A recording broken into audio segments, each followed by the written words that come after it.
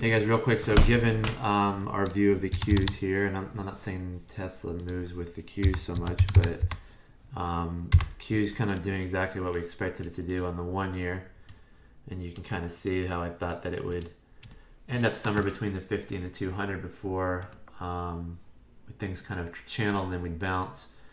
And you can see let's look at the Eagle Daily here and see we bounced above the 50 and we're kind of in this wedge here that I expected. And I've told you why I thought this candle was important here, and you can see the bounce there.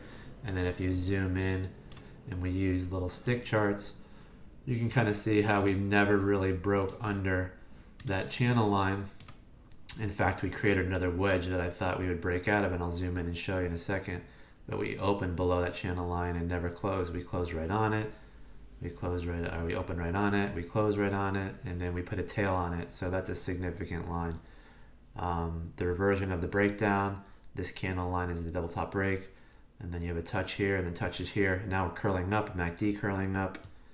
On the bottom, you can see MACD curling. Right on our trend line that we thought on the MACD in the 2.7-ish area, 2.65, whatever that number is, but we've seen that used historically in the past. So obviously the first bounce was probably the best bounce because we're coming from such a high area with such velocity that we were due for a bounce. But now as we zoom in, you can kind of see on 10-day 20s that we're overbought, and this is how significant these channel lines actually work.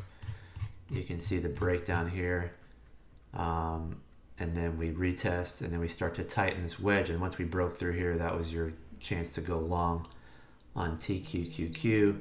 I sold it yesterday, and obviously the channel marker was more important after hours or intraday.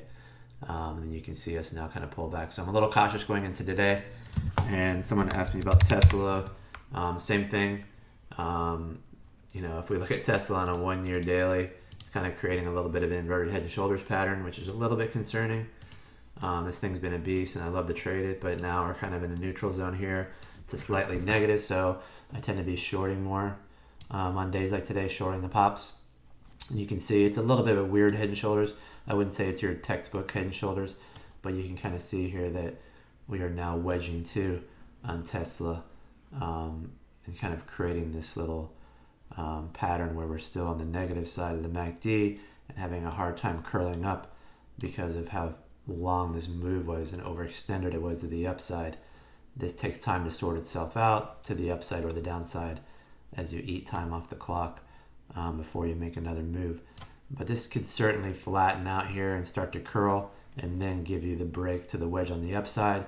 It's just the time frame that we've seen this big move down.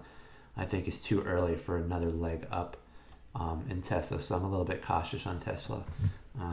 In fact, I'd probably be leaning a little bit short intraday, but not a short and hold just yet.